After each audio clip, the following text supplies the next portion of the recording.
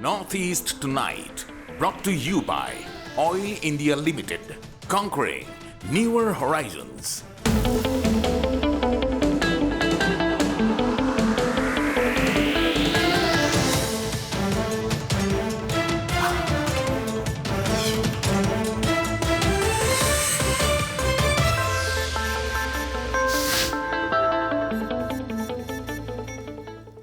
Hello and welcome to Northeast Tonight, the show that decodes the region. Yes, the Northeast is beginning to feel the ripple effect of the latest Bodo Accord. Within less than a fortnight after the January 27 agreement with the NDFB and others, Manipur Chief Minister N. Biren Singh is talking about pushing peace with a plethora of insurgent groups in the frontier state. Biren Singh has said his government is already in touch with the union government with the plea to try and bring the insurgent groups in Manipur to the negotiating table. The Manipur Chief Minister even indicated that the invitation from the government for talks can be unconditional and that the issues can be discussed across the table. Now, let us listen into what Chief Minister N. Biren Singh had exactly said before we proceed further in this debate. Peace, political dialogue, peace solution, natana, any Pithibida Toki Punama dialogue natana kanamtana lotion abalagide, although Yamna sober estimatamani, Bodogi, Wari lotion, even media reporter Alphagi Suwari Sarani Haidana, the minor tie. Adonai Manipur Gishu, a Manipurimian, the appeal to Jerry, Aduga Equina. The Manunga Lake Ribachil Nauxingsi. Tolo Habamatam Yore, no Tolo, Aduga Kuishuari, what I Fazana Sarkanda, Barsa Karga, Carino, Yanabama, or Aga, Peace Wina, the Minanabagi, political solution, Porona Bagi, Taurusi Havado. I guess I took this way, Apple Togzeri, Aduga, Manipur Miamsu, boys Pibamatam Yore, and I, Mayam Liberia civil societies, the Maibel. Intellectual. That is Manipur Chief Minister. Okay, that is Manipur Chief Minister N. Biren Singh, which is basically talking about the success of the Bodo Accord, and that he is also referred to the possibility of the Ulfa Independent coming over for talks. And in that context, he said it's a good idea to have talks with the Manipur rebels as well. And he also said that he has been in touch with the union government to try and bring the rebels in Manipur to the negotiating table. That is what Manipur Chief Minister Biren Singh. This is a significant push by the Manipur Chief Minister. Well, this significant move by the Manipur government, as this is the only state in the region which is still outside the purview of peace negotiations between the insurgent groups and the government. If New Delhi succeeds in getting the largely Meitei rebels to the negotiating table, it will be a big start to end insurgency rather permanently in the whole region. To discuss the possibilities, I am joined from Imphal by Congress party leader I. Hemachandra. Also in Imphal, I have BJP spokesperson Songtham Bijoy. Also again from Imphal, I have social activist R.K. Anand. In Guwahati, I have Professor Akhil Ranjan Datta, professor at Guwahati University. Writer and former Ulfa leader Sunil Nath and Arunav Goswami, Assistant Director at the Center for Development and Peace Studies, is with me in the studios. And gentlemen, welcome to the program. Let me go straight to Songtham Bijoy in Imphal. Songtham Bijoy, your party leader N. Biren Singh, the Chief Minister, seems to have been enthused at the Bodo Accord that has recently taken place in Assam. 4 Bodo groups, insurgent groups, have joined together to sign this peace agreement. Now, do you think such kind of a situation can emerge in Manipur? Do you think the plethora of rebel groups in Manipur, including all the Meitei rebels, do you think they also have a chance, or they also can come and join the peace negotiations? The initiative of the Home this Honorable Chief Minister is very encouraging, and he is very sincere and honest as it is. What I feel is that now everybody in the state, they want peace. Yeah. And in this new Act East policy, Manipur has lots of benefit if there is peace, and we have to drive towards that. And for any conflict, the ultimate solution is dialogue. It cannot be a military solution to all this thing. There will be disastrous. So what the Chief Minister has said and what he started doing, his groundwork, I think it should be appreciated and a proper response from the other ground group is expected. All right. Mr. R.K. Anand, yes, this is indeed a good development, but how easy or how difficult it is going to be to gain the trust of the Meitei insurgent groups, because there are several of them, there are dozens of them actually. How easy or difficult this whole initiative is going to be for us to first start the peace negotiations?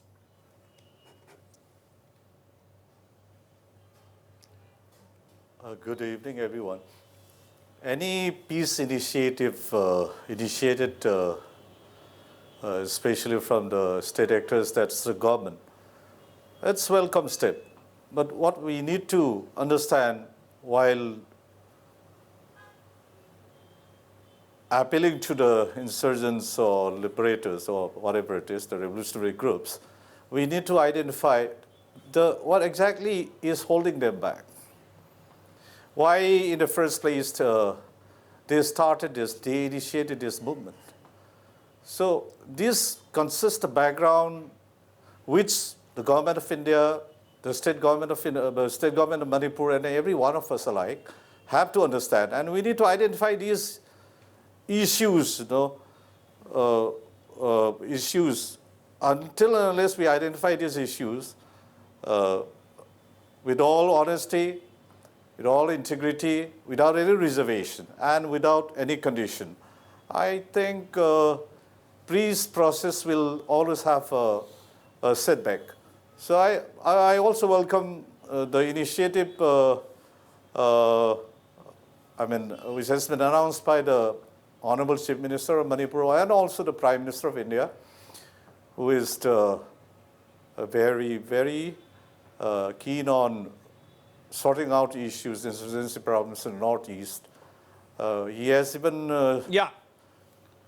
given the time frame, within which all insurgency in the Northeast should be brought on the table for negotiation. Absolutely. I'll come back to you. Now, before I go once again to Imphal, to Mr. Hemachandra, the Congress leader, Mr. Sunil Lath, you have been a former leader of the United Liberation Front of Assam, ULFA, and now, of course, you are a writer and commentator. My question to you, as Mr. R.K. Anand, a very respectable social activist from Imphal, from Manipur, has said that, first of all, the government has to find out, the civil society has to find out what are the issues that are holding the insurgents back. Why are they not coming over for talks as yet? So how important is this to you? How important is it to find out what exactly are the issues that are holding them back? Why are they not joining the peace talks as yet? Yes. Well, you see, the approach from civil society and the government both has to be such that the insurgent groups, the leaders, have to be looked upon with respect, and it has to be understood that they have been there for decades fighting against the government, living a very risky life and foregoing all normal comforts of a normal life. Right. So they have to be treated with respect, with dignity, and their grievances, where they feel aggrieved, that has to be approached with sincerity and sympathy. If that happens, the breeze is set across.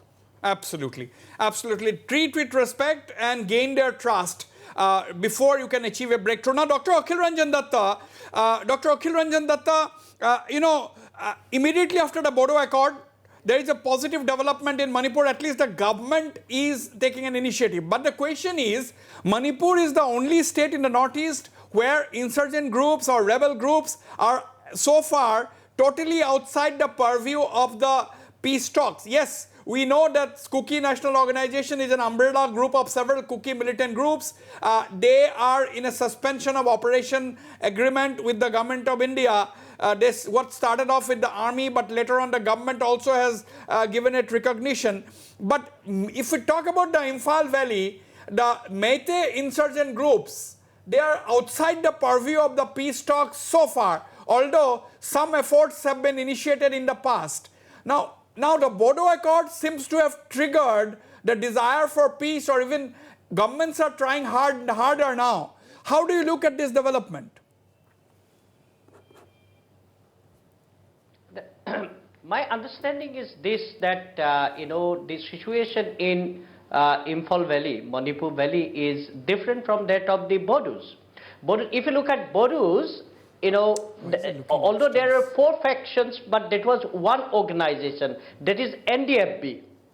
That is how it was bit easier for the government to bring all these factions together and to bring them to the negotiation table. But as far as the Manipur Valley, Imphal Valley is concerned, I think, as you have mentioned, there are dozens of organizations who are ideologically different. They have a lot of different demands. Therefore, even if being enthused by the Bodo Accord or achievements at the Bodoland, Bodo militancy, I think government has to be more comprehensive, more careful and more open, and they have to be accommodative so that an open space, and right. I think Biren Singh has done a very good by telling that, by asserting that the negotiation has to be unconditional. I think this is right. a very important statement Okay. given Now, by Arnav, Minister Biren Singh, and if it is being, Yeah, Dr. Akhil Ranjan, I'm coming back to you now. Arnav, if we know there are 25 or more active insurgent groups in Manipur, most of them are valley-based rebel groups. Each of the groups have several factions. Now the question is, it is going to be a very Herculean task, because in the Bodo area there were 4 groups. But here we are talking about dozens of groups. Yes. So it is not going to be an extremely easy. Do you think the government will pick and choose, even if they have to offer the olive branch? Do you think government will offer the olive branch to general olive branch to all the militant groups, whoever wants to come and join the peace process? Or do you think government will choose and offer selectively? If selectively, what is going to happen? Well, I think there is one positive aspect here. That is that the major militant groups in Manipur, the Meitei groups, they have a coordination committee, the CORCOM. 6 major groups like PRIPAC, UNLF, KCP, these groups have been already there together in the kind of a coordination committee. So that will make the task a little easier. Yes, if the government offers peace talks, they can offer it to the coordination committee, who are already a umbrella group of the major, not the other breakaway factions, but the major main parent factions. So this is something positive which the government can explore. The government can explore. Now, Mr. Hemachandra, Congress leader from Manipur, Mr. Hemachandra, your party did not succeed. Your party had earlier failed in initiating peace talks between the Meitei insurgent groups and the government.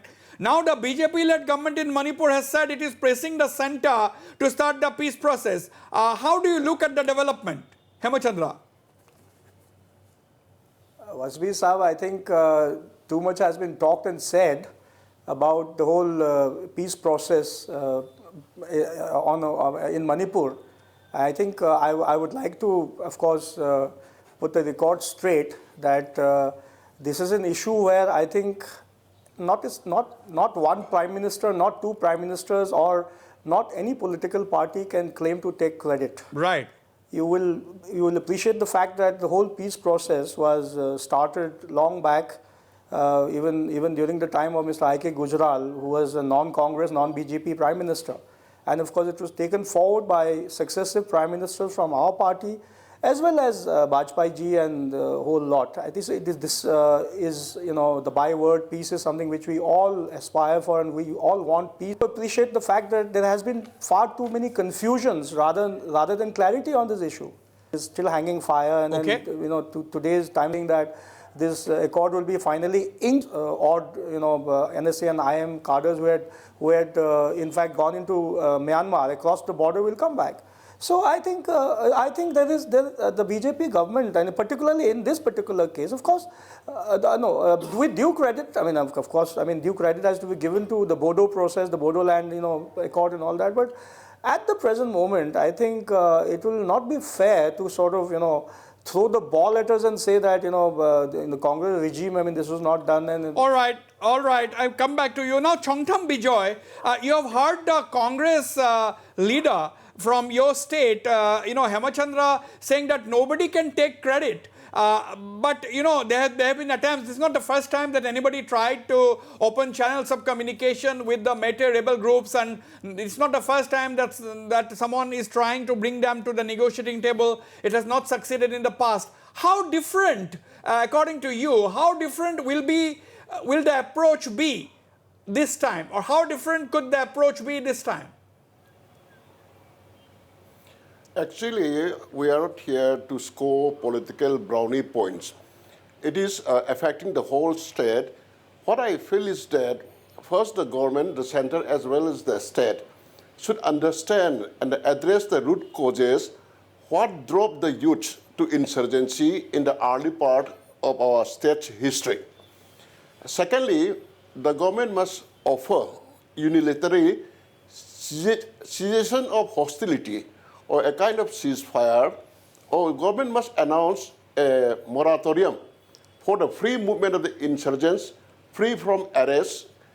Of course, they must be free to roam around without arms so that they can contact their people here, the civilians and their family. Like this, the atmosphere for a peaceful negotiation should be built up. All right. With due patience from both sides. Okay. Now, my question. No, my question to you, Chongtham Bijoy, my question to you is that you have raised a very important point. You are saying that there should be a unilateral truce or a ceasefire with a free movement declared by the government, but it is your government. You are the leader of the BJP. You are a spokesperson of the BJP. So, are you giving a hint here? Can we take it as a hint? Is the Biren Singh government, with the concurrence of the center, going to provide a unilateral truce or a free movement to the rebels in Manipur to create a congenial atmosphere for a dialogue? Are you indicating that?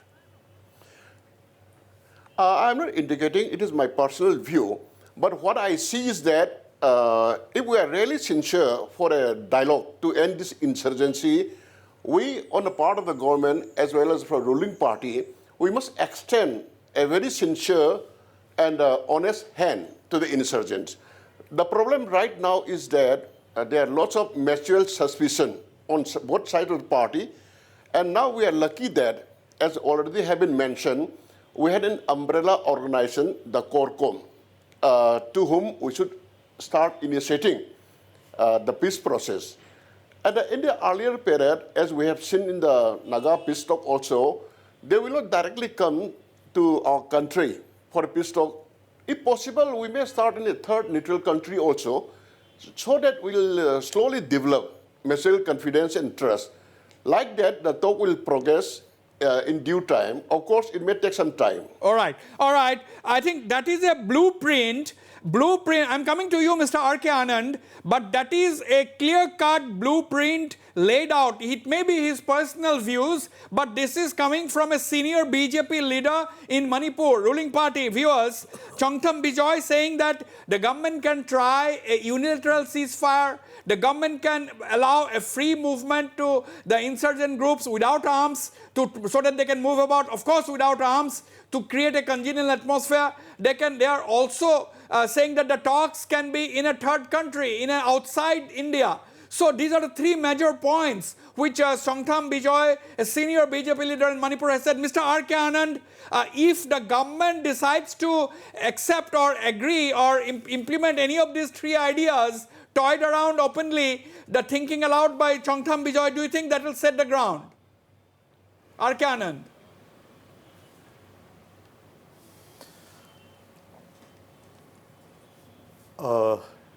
Insurgency in the Northeast, especially in our context, has always been a very vexed issue. And what are the conditions, in order to invoke the willingness of all the insurgents groups, especially those who are not coming to the negotiating table, what they have spelled out in the past? And in what I gather from what I've heard and what I've learned in the past, especially the imposition of arms for the Special Powers Act is also one of the contentious issues. Why the government of India has not back out on that? why they have not withdraw, or rather lift the imposition of this Armed Forces Special Powers Act, disappear a status for the entire Northeast. This will create an atmosphere through which I think government of India is also listening to the genuine grievances that the grievances the people are facing. And the insurgents, as they have claimed always, they have stood by the people of the Northeast. In our context also, especially those operating in the whole of the state of Manipur, they have always sided with the feelings, grievances of the people. So what the people are facing, the utter chaos, lawlessness being created by resorting to all these extraordinary laws and acts, this also has to be addressed. This area also has to be addressed while extending unconditional or rather ceasefire or whatever it is in any form. It's a goodwill thing, this thing, step that the government of India has to take.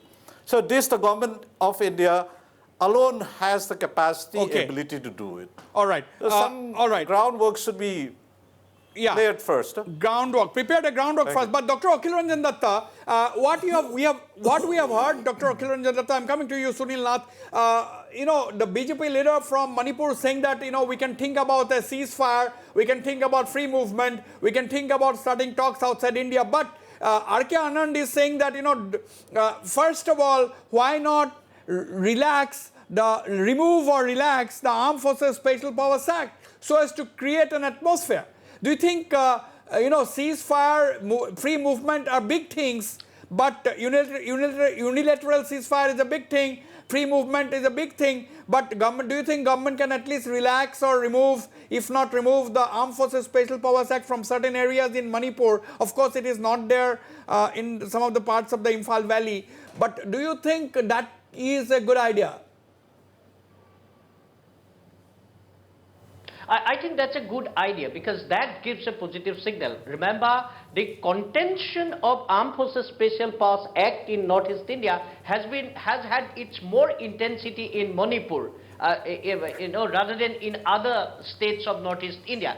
It was there also in other states of Northeast India, but it had more intensity in Manipur. Therefore, government giving a good gesture, either by withdrawing. I think government is not going to withdraw the act altogether, but relaxation probably would be a good signal. But the other points that BJP spokesperson had said, because he's a BJP spokesperson and speaking it publicly, I think he has done something very courageous. If the government at Delhi listens to it, and if government tries to implement some of them, unilateral, suspension of military operation and so, I think that will give a very, very positive signal to the armed groups. And this is a very, very opportune moment from the, give me a second, opportune moment for the government. You say why the insurgent groups are withdrawing today, we need to understand. It is because of the lookist policy, and the government has been having good relationship with the neighborhood countries, and it is also creating problems for the insurgent groups. The second one is scarcity of resources, and it has been happening for the insurgent groups in a big way. And third one, and which we need to understand, there has been unprecedented resurgence of non-violent movements. I think these are political positive developments, and government should take advantage of it. All right. Now, Sunil Nath, how easy or difficult it is it for the government of India to actually call a unilateral ceasefire, allow the insurgents to roam about freely, of course without arms, as Sangtam Bijoy has said, and then remove or relax Armed Forces Special Powers Act? What is your take? Well, because this is the ideal situation. But is it possible for the government to do that? Well, if the government of India is genuinely interested in bringing in lasting peace and inclusive peace, encompassing all the insurgents group in the Northeast, then the government of India has to take some risks, in the sense that by suspending Armed Forces Special Powers Act or declaring a unilateral ceasefire, also puts a lot of onus on the insurgents to reciprocate positively, because the civil society and the overall public, they are watching keenly, because their lives are being Jeopardized. affected. The insurgent groups might be at risk, but the common people are also being affected daily. So, if the government goes one step ahead, then the insurgent groups also will feel the pressure to come forward one step. Okay. Now, Arnav, Manipur is today certainly one of the most militarized regions in India because of this plethora of rebel groups, heavily armed, automatic weapons, having a sanctuary across the border, and so on and so forth. Now, the question is, do you think the government, as Sunil Nath said, do you think the government can take the risk at this stage? Or do you think this is the opportune time really? Well, actually, this is the time, and this is not the case that it has not happened earlier. Government has earlier also given unilateral ceasefire with other groups in the northeast. Talks outside the country is done. It was done in case of NSCN, and we know the Armed Forces Special Forward Act is extended periodically for 6 months. So for once, they may relax and not extend it for 6 more months. They can take this approach. Unilateral ceasefire can be given. It has been given earlier. Talks has been held outside the country earlier also. Right. This can be done. So precedence is there. Only it's the willpower that's needed, and this may be done this time by the BJP-led government. All right, I'll go for a short break. Viewers, don't go away. I'll be right back after this very short break.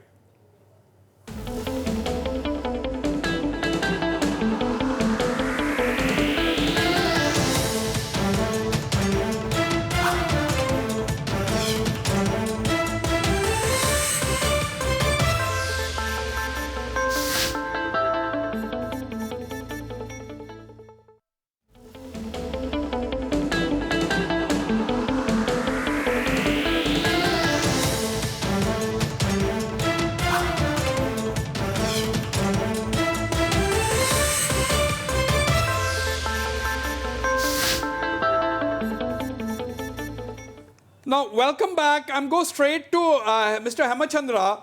Hemachandra, the debate now, it is Manipur government seems to be serious.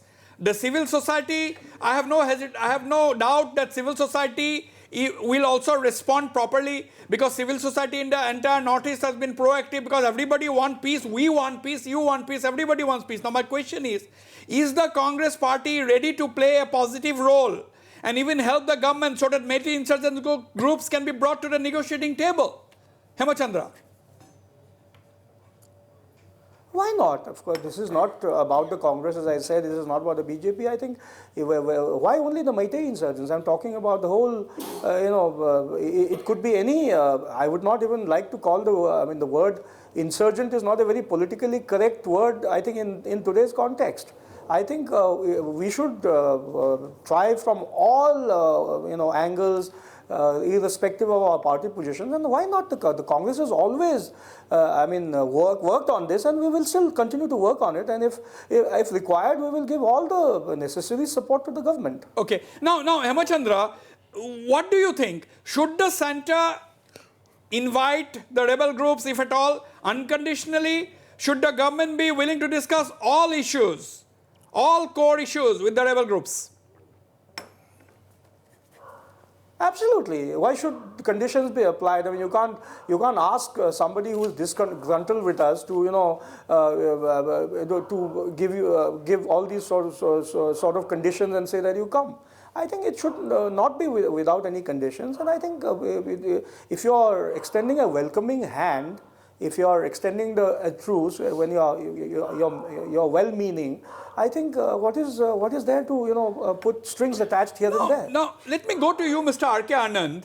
Mr. R.K. Anand, unlike in Nagaland, let us talk straight. Unlike in Nagaland, where the Naga Mothers Association, the Naga Hoho, the Naga Tribes Council, the church, everybody works round the clock. They have been working round the clock to see that a peace deal is reached. Now, as far as Manipur is concerned, what is the civil society waiting for? Are they waiting for the government to tell them? Are they waiting for the rebels to take their help? Why can't the civil society on their own take the initiative to prepare the ground?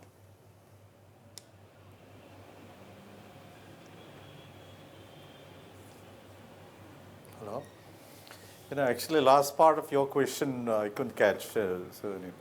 No, my question is the civil society in Manipur waiting for somebody to tell them to take the peace initiative? Why can't the civil society in Manipur take peace initiatives of its own to prepare the ground for possible dialogue? Actually, if the people of Manipur, led by the civil society organizations, have to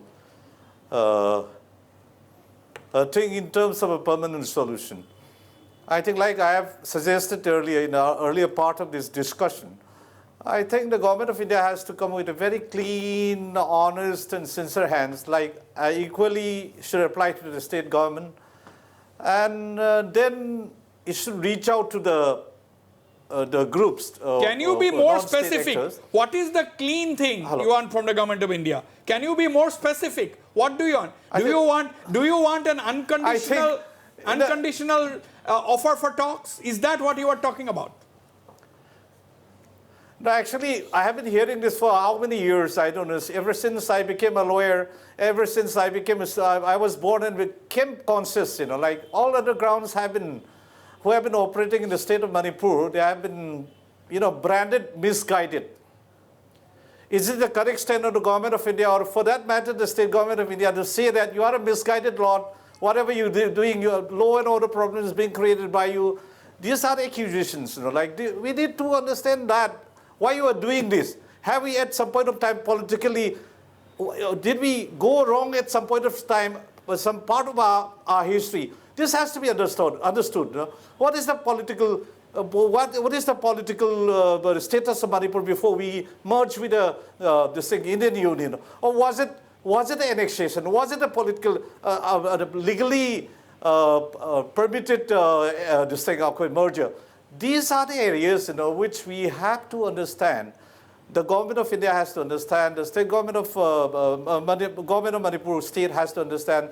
We also have to make everyone understand. This is the real issues around which the negotiation has to be reached. A dialogue has to be initiated. Right, Mr. Songtham, for a meaningful conclusion. Absolutely, Mr. Songtham Bijoy. This is a very important statement. How do you respond to Mr. R.K. Anand?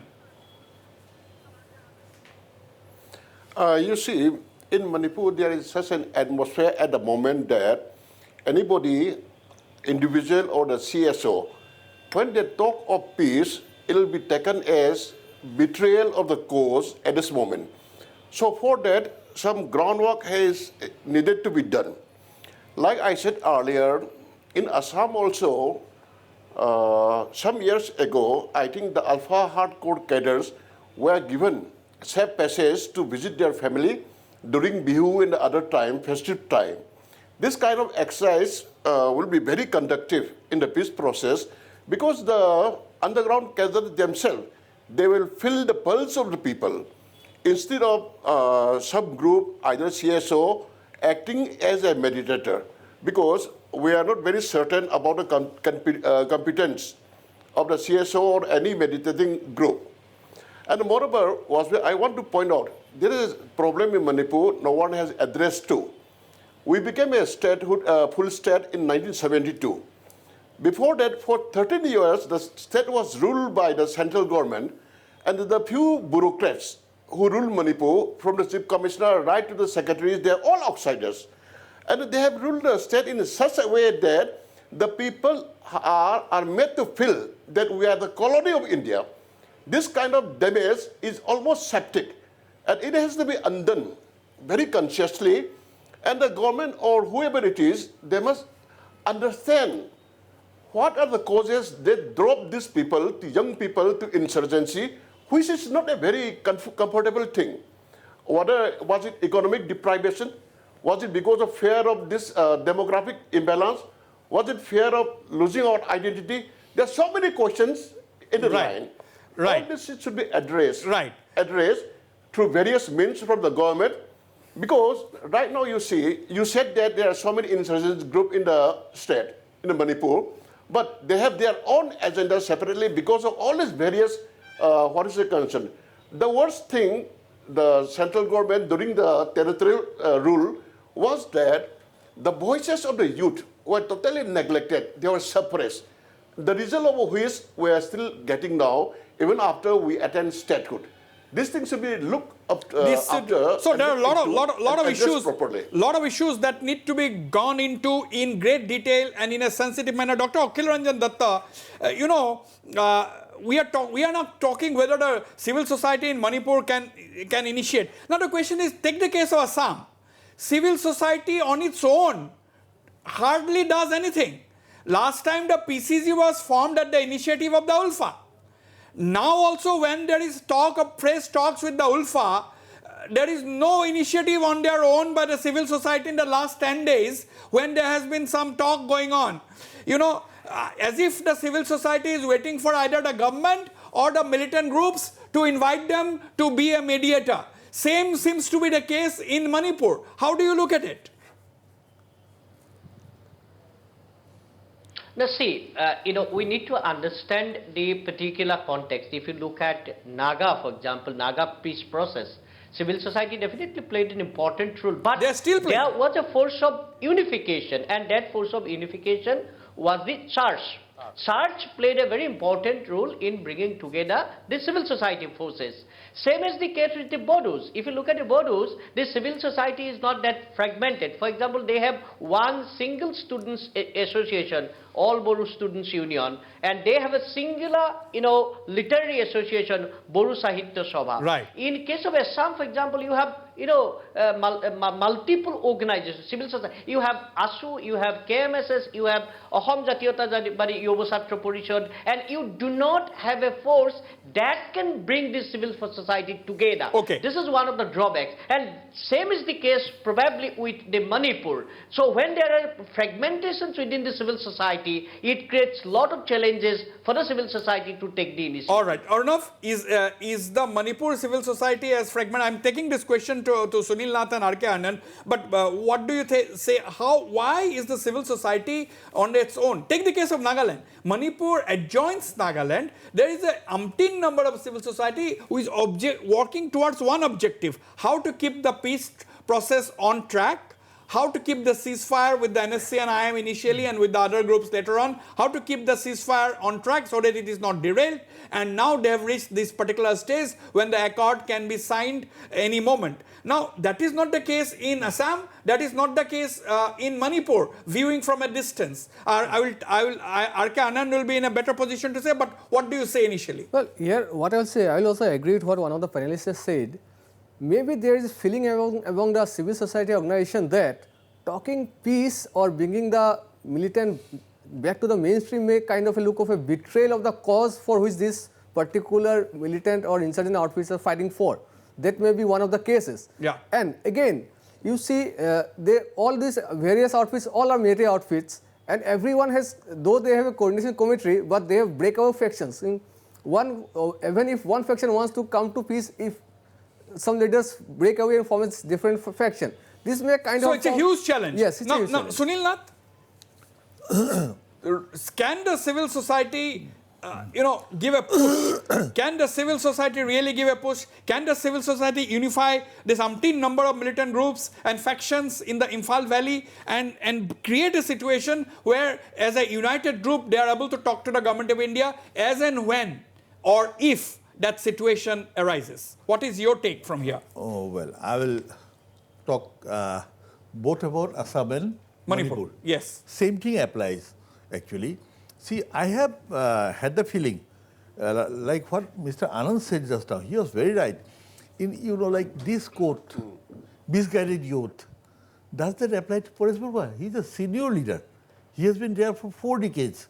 He has been leading his organization through thick and thin. Now, if some intellectual or some CSO comes up and says, no, government. Okay, not CSO, government. Okay, let the government say. Let the government say it's bit. That doesn't matter that much.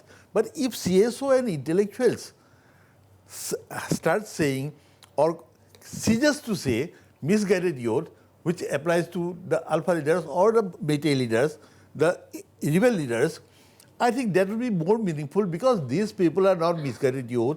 They are leaders in their own right. They have got their own agenda.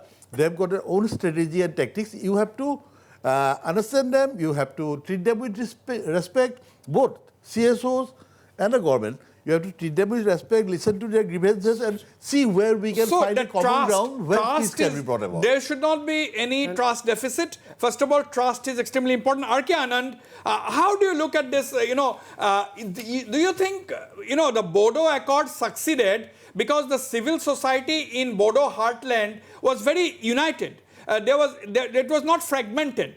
Like in Assam, there are so many civil society groups. Same appears to be the case in Manipur. The civil society appears to be fragmented. Is that one of the reasons why the civil society has not been as successful as it is in Nagaland or Assam's Bodo areas?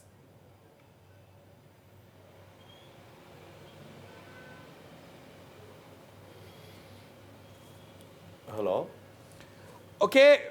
R.K. Anand, can you hear me? First of all, R.K. Anand, can you hear me?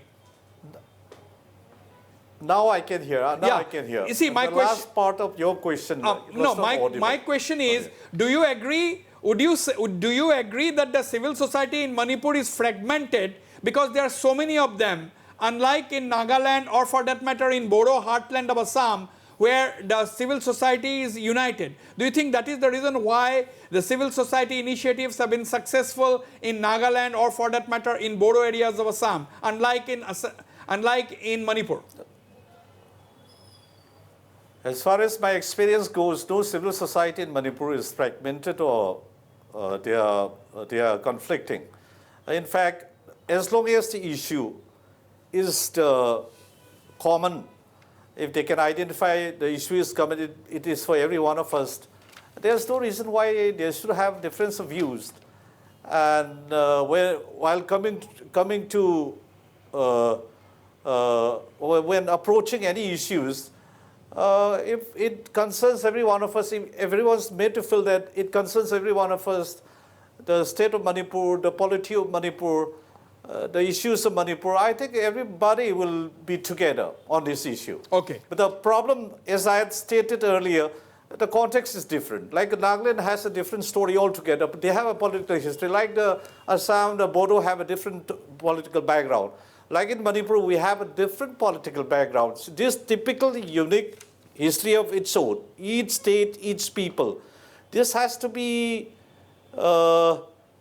compared and analyzed, Okay. Then accordingly, that can shape up. Yeah. I think in Manipur, we never had a problem of fragmentation. Okay, When the no issue problem is common, everyone comes together. Okay. Now, Chongtham Bijoy, do you think now that Mr. Biren Singh has already said publicly about the need to push the peace process in Manipur, do you think that he should begin, while waiting for the center to respond, while waiting for the center to give a formal invitation, do you think Mr. Biren Singh should now start talking to the civil society groups in Manipur? Do you think this is the need of the hour for Mr. Biren Singh to start the talks immediately without wasting time? No, from his statement, we believe or we understand that he's already started the groundwork. And whatever is the interest of the peace, in the interest of the peace, the central government also is certainly agree with him. And I believe in the competence of Shri Biren Singh because he has broken the jinx of the highway ban, the problem in the Chorchanpur after so many years. Yeah. He has the, record of breaking the jinx, as you have already said. But one thing I want to tell you for the understanding of the public is that Manipur has been seeing insurgency since 1949. That is when we merged with India. And one thing you must observe is that all these insurgency groups since 1949, they have never come forward for talks. Either they have, liquidated, arrested and released, or they, after they are released, they just, live a retired life. Nobody has come for talk. The reason for this is that a talk with the government or central government or state government is considered as a prelude to surrender. And the surrender for the Manipuris is a great loss of face, which they will be living, in lost prestige in their own society. I'm coming back to you. I'm running absolutely. And one thing I want to, one thing I want to mention. Yeah. Very quickly. Is that you must see the record of the 1891 war against the British in Manipur. And the British has observed that even after defeat, Manipuris never surrender. They run away with their arms. All right. I'll come back to you. I'll come back to you. I'll come back to you. Let me go to Hemachandra. Hemachandra, why are Manipuri rebels outside the peace process for so long? Why are they outside the purview of the peace process for so long, according to you? Hemachandra.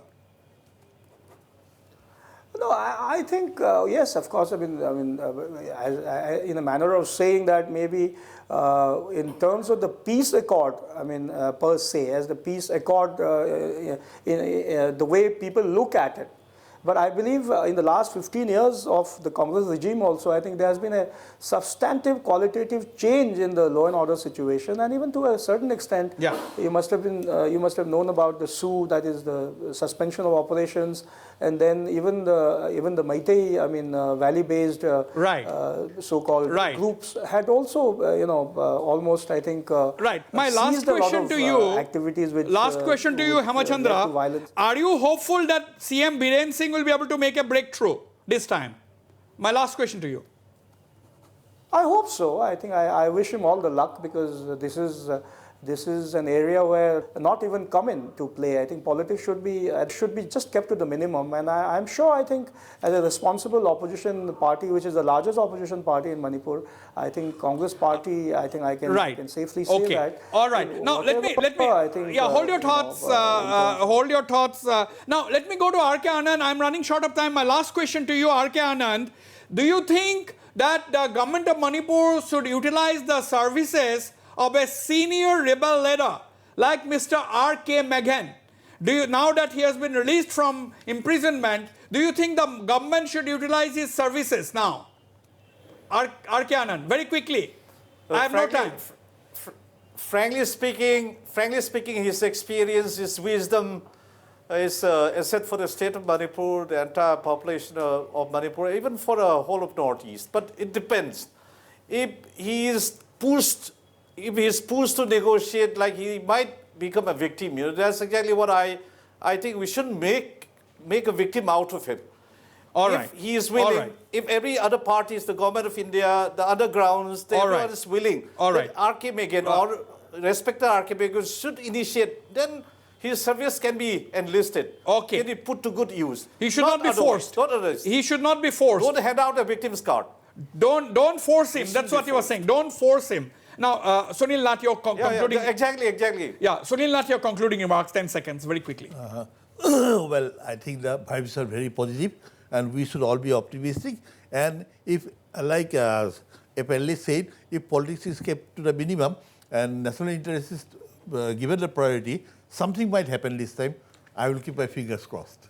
Keep politics on the minimum, give due importance to national interest. A breakthrough can be achieved. That's what Sunil Nath is saying. Arnav, your final words. Well, I'll just quote what Mizoram Chief Minister Zoramthanga said in an interview a few days ago. Negotiating with a rebel group is just like wooing a lady. They have to praise, they have to be understood, and their confidence has to be won, and not only ask about their demands. Okay, as Zoramthanga said, the veteran, who knows these things better than Mr. Zoramthanga? Negotiating with insurgents, he said recently, as Arnav was saying, is like wooing a lady. Akhil Ranjan Datta, 10 seconds to you, final comments. So my final comment is that Biren Singh has exhibited a very flexible sense of flexibility, and that should be respected by the union government. Therefore, there should not be any condition while inviting the rebel groups for negotiation. Now, Chongtham Bijoy, last word to you. All ground is prepared according to you? According to you, things are on right track? Would you say that? No, in this issue, I think there should be no politics at all, and all should cooperate. Okay, that is the final comment of Mr. Chongtham Bijoy, the BJP leader and spokesman from Manipur. Yes, We all agree that this is an issue concerning national interest. This is an issue concerning return of peace and normality in Manipur, and there should be no politics, therefore, on an issue as sensitive as working for peace in a state like Manipur. On that note, I thank all my panelists for participating in this very engaging discussion and the viewers for watching the program. Good night and goodbye.